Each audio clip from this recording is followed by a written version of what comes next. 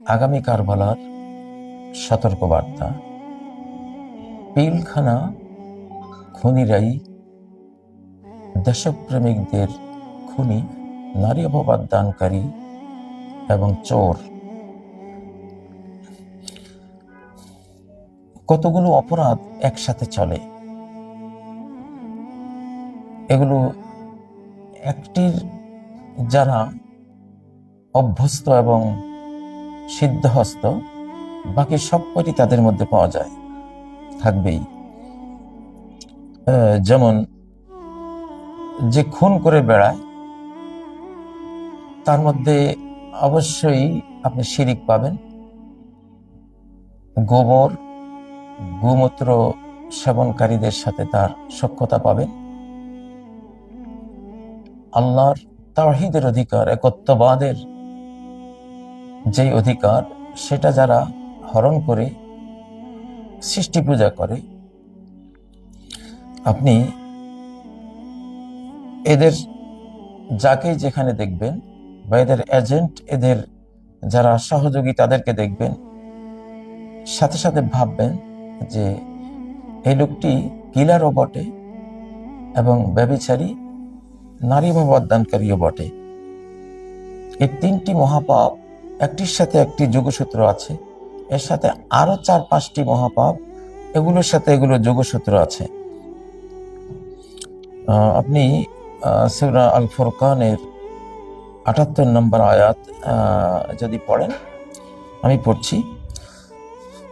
আউযু বিল্লাহি মিনাশ শাইতানির রাজীম ওয়াল্লাযীনা লা ইয়াদউনা মা'আল্লাহি ইলাহান আখার, আর যারা ডাকে না অর্থাৎ পুজো করে না, মা'আল্লাহি আল্লাহর সাথে, ইলাহান আখার অন্য মাবুদকে, অর্থাৎ যারা মুশরিক না, রহমানের বান্দা কারা, তাদের পরিচয় দিচ্ছেন আল্লাহ।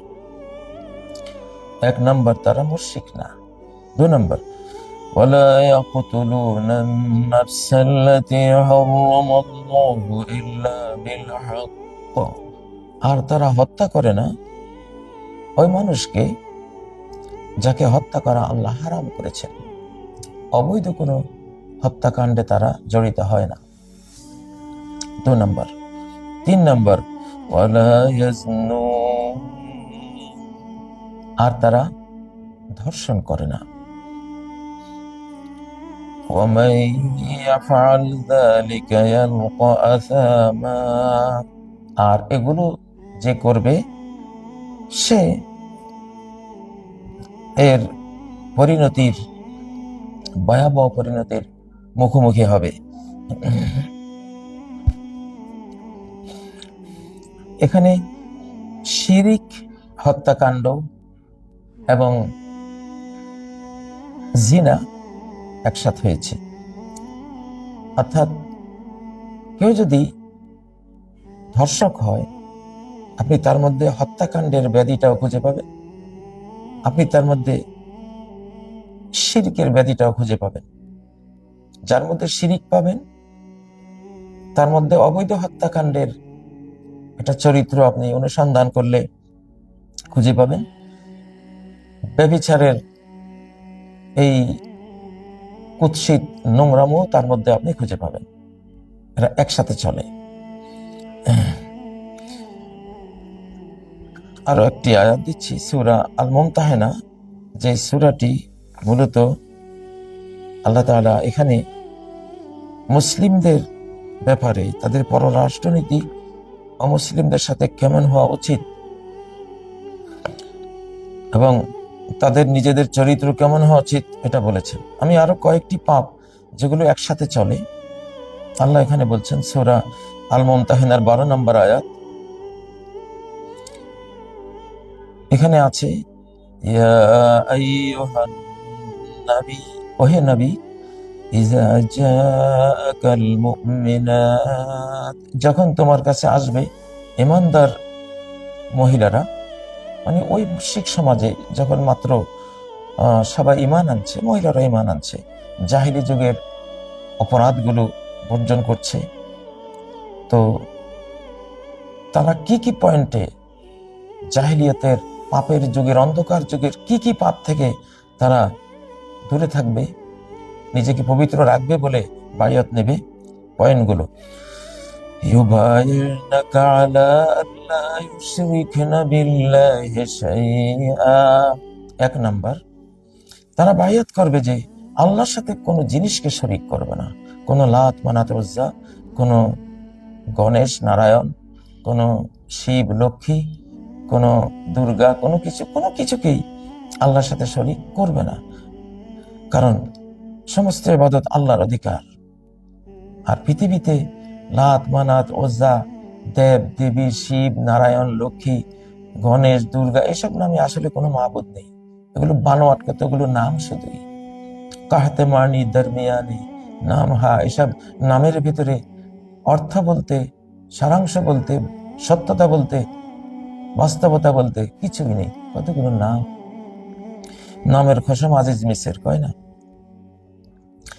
আচ্ছা, শিরকের সাথে আর কি কি চলে? ওয়ালা ইয়াসরিকনা, তারা চুরি করবে না। কেউ যদি শিরিক করে সে চুরি করবে, কারণ যে আল্লাহর হক চুরি করে, বান্দার হক তো কিছুই না তার কাছে, সে চুরি করবে। তো আমাদের শিরিককারীদের সাথে যাদের সংযোগ ছিল অতীতে ফ্যাসিবাদের সময়, তারা নিজেরাও শিরিক করত। এই জাতির ঘোষিত 29 লক্ষ কোটি টাকা তারা চুরি করেছে। ব্যক্তিগতভাবে এই জনগোষ্ঠীর, এই দেশের কোটি কোটি মানুষের হাজার হাজার কোটি টাকা তারা চুরি করেছে, এখনো চলছে, চুরি অব্যাহত রয়েছে। ওয়ালা ইয়াসরিকুনা, তাহলে শিরকের সাথে চুরির দোষটি সংযুক্ত রয়েছে। 2, 3, ওয়ালা ইয়াজনিন, তারা ধর্ষণ করবে না, ব্যভিচার করবে না। তাহলে শিরিক যে করে সে চুরিও করে, সে জিনা বা ধর্ষণও করে। 4, ওয়ালা ইয়াকতুলনা আওলাদাহুন, নিজের সন্তানকে তারা হত্যা করবে না। শিরিককারীদের মধ্যে সন্তান বলি দেওয়ার কতগুলো নিয়ম আছে। সন্তান বলি দেয়, নিজের সন্তানকে হত্যা করে, যেটা হযরত ইব্রাহিম আলাইহিস সালাম চলমান এই রীতিকে উইথড্র করার জন্য, তুলে দেওয়ার জন্য ইসমাইলকে জবাই করার একটা পরিস্থিতি তৈরি করে আল্লাহ তাআলা সেখান থেকে তাকে নিজে বিরত রেখেছেন, যে না, সন্তান হত্যা করা যায় না। তার বদলে একটি দুম্বা জবাই করা হয়েছে। ওটা একটা বিশাল সন্তান হত্যার একটা মুশরিকি, অত্যন্ত অমানবিক রীতিনীতিকে প্রতিহত করার জন্য ওই ড্রামাটা আল্লাহ হযরত ইব্রাহিমকে দিয়ে সাপনিক একটা ড্রামা করেছিলেন। তো ড্রামা বলতে আসলে মানে একটা, আমি শব্দ খুঁজে পাচ্ছি না কি বলবো, অর্থাৎ একটা পরিস্থিতি এমন তৈরি করেছিলেন যেন উনি সন্তান হত্যা করতে যাচ্ছেন। আসলে ওটা উদ্দেশ্য ছিল না যে তোমরা সন্তান হত্যা করো না। ফাইনালি ওইটাই দেখাবার জন্য আল্লাহ ওটা তিনি তাকে হুকুম দিয়েছিলেন। পরে একটা, যেটা আল্লাহর কাছে কাঙ্ক্ষিত, যে দুম্বা, ভেড়া, প্রাণী তোমাদেরকে দিয়েছি, মৃত্যু তো থাকবেই, সবাই তো এই পৃথিবীতে আসে আর যায়, তো কিছু মৃত্যু স্রষ্টার হুকুমে যখন হয় সেটা পুণ্যই হয়। সেভাবে মানব হত্যা থেকে, সন্তান হত্যা থেকে আল্লাহ তাআলা বিশ্ববাসীকে ফিরিয়ে নিয়েছিলেন। আচ্ছা, 5 নাম্বার, ওয়ালা ইয়াতিনা বিবুহতানি ইফতারিনাহু বাইনা আইদিহিন ওয়া আরজুলিহিন।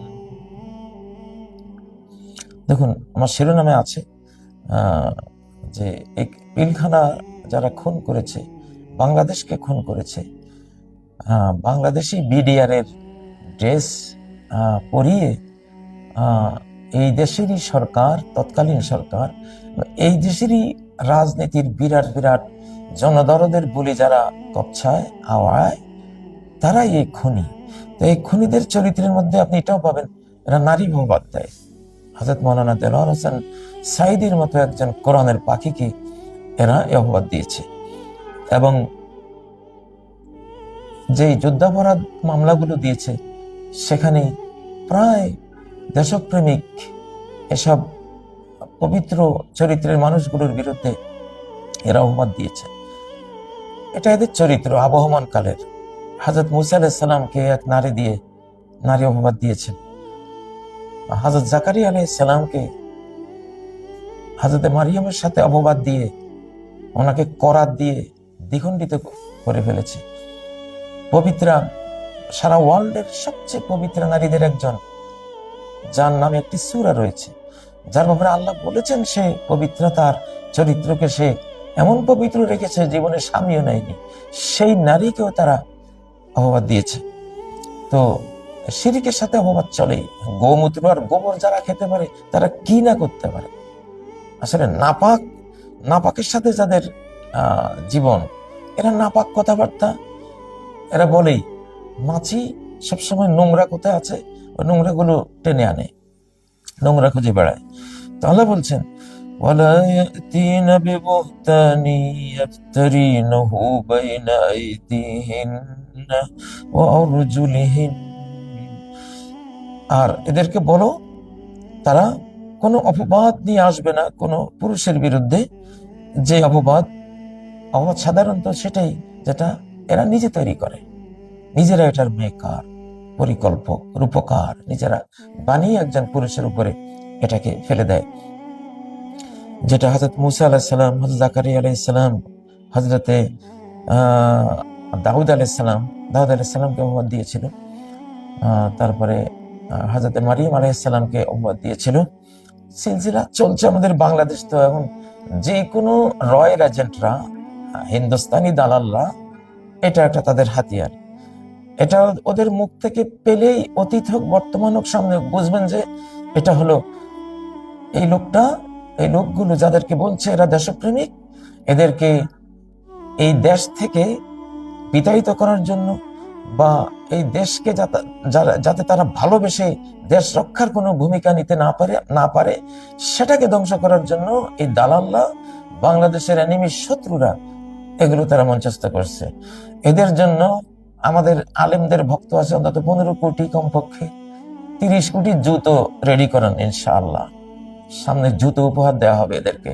তো জুতোগুলো নেবেন চটি জুতা, ব্যবহার করতে করতে ক্ষয়ে গেছে, অল্প দামি জুতা, বেশি দামি জুতার দরকার নেই। তো আগামী কারবালার জন্য এরা রেডি হচ্ছে, গেরিলা রেডি করছে, কিলিং এর হুমকি দিচ্ছে, নায়িকা খোঁজাখুঁজি করছে কাকে দিয়ে কি করা যাবে। আপনারা সামনে এইসব পরিস্থিতি দেখবেন। তো সেই জন্য আগাম প্রস্তুতির জন্য, কোরআনিক প্রস্তুতির জন্য এই কথাগুলো বলছি। আচ্ছা, তো এখানে এর 6ষ্ঠ পয়েন্ট, তারা কোনো সৎ কাজে আপনার অবাধ্য তারা হতে পারবে না। এসব পয়েন্টে এদের থেকে আপনি বায়াত গ্রহণ করুন। প্রিয় বন্ধুরা, বিদায় হজ্জে নবীজি 3টি পাপকে সমানতালে নিয়ে এসেছেন, সিমিলার। কারো জীবন হরণ, মার্ডার কেস, কারো ইজ্জত হরণ, যেটা নারী অপবাদ দিয়ে রয়ের এজেন্টরা করে। 3, কারো সম্পদ হরণ, চোর, যেটা বললাম, ইন্না দিমাআকুম ওয়া আমওয়ালাকুম ওয়া আরাদাকুম আলাইকুম হারাম। এটা উম্মতের মধ্যে ঘটবে, উম্মতের মধ্যে মুশরিক এজেন্ট মুনাফিক গুলো ঢুকে এই কাজগুলো করবে। নবীজি জানতেন ওহীর মাধ্যমে, সেজন্য সতর্ক করেছেন তার জাতীয় সেই ভাষণে। কিয়ামত পর্যন্ত যে মুসলিম উম্মার ভাষণ, স্বর্ণাক্ষরে লেখার মতো একটি ভাষণ, যে তোমাদের রক্ত তোমাদের জন্য হারাম, তোমাদের ইজ্জত তোমাদের জন্য হারাম, তোমাদের সম্পদ তোমাদের জন্য হারাম। এর একটা যে করে বাকি দুটো সে করে। যে ইজ্জত হরণ করে অবশ্যই সে খুনও করে, অবশ্যই সে চোরও বটে। যে চোর তার সাথে অবশ্যই খুনের সম্পর্ক থাকবে, তার সাথে অবশ্যই ধর্ষণ, নারী অপবাদের সম্পর্ক থাকবে। এই 3টা পাপ নবীজি একসাথে, এগুলো একটা চেইন মেনটেন করে চলে। হয়তো ভাবছেন যে হুজুর এগুলো কেন বলছেন? কেন বলছে শোনো, আল্লাহ তাআলা সূরা আল আনআমের মধ্যে 55 নম্বর আয়াতে আল্লাহ বলছেন, কি বলছেন?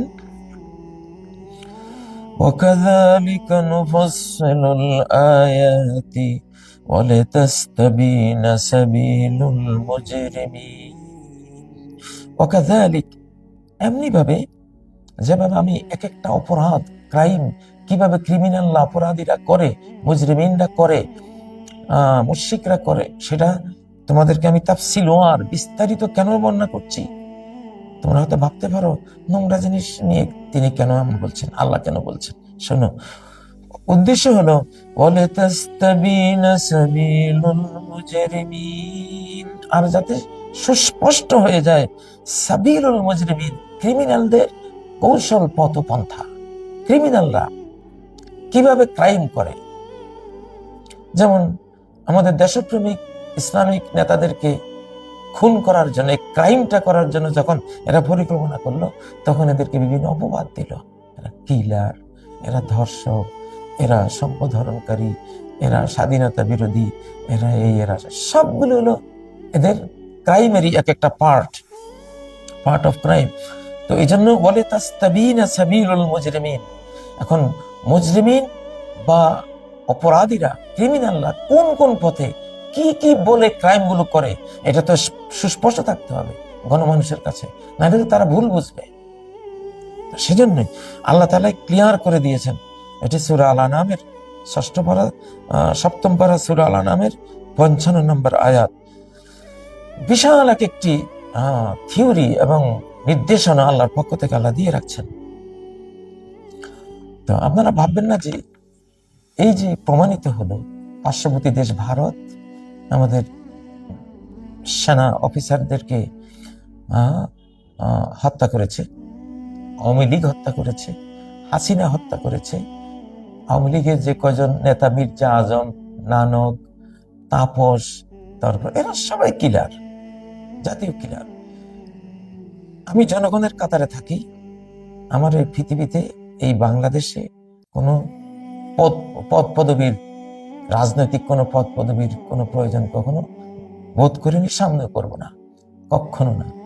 কিন্তু রাস্তা ক্লিয়ার করব ইনশাআল্লাহ। আগামীতে পিলখানার মতোই গণমানুষের উপরে আরেকটা কারবালার পরিকল্পনা মঞ্চস্থ হয়েছে। এর জন্য বহু কিলার এই দেশের ভিতরে রেডি করা হয়েছে। আমি তো প্রতিনিয়ত হুমকি পাই, আমাকে হুমকি দেওয়া হচ্ছে, আপনার জন্য এত এত এত এত রেডি আমরা করছি, আপনার জন্য কিলার, মানে কিলিং এর হুমকি আসছে, তারপরে অপবাদের হুমকি আসছে, তারপরে সম্পত্তি।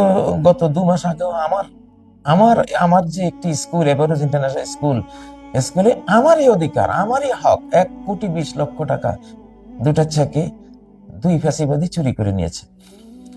তো অতীতে তো 29 লক্ষ কোটির হিসাব আছেই, আরো গণমানুষের কত লক্ষ কোটি টাকা সেটা চুরি করেছে, দেশপ্রেমিকদের হিসাব করলে বেরিয়ে আসবে। তো প্রিয় বন্ধুরা, এবার আমাদের শতাব্দী, 24 পূর্ববর্তী শতাব্দীতে ওরা যা করেছে, করতে পেরেছে, এখন আর পারবে না ইনশাআল্লাহ।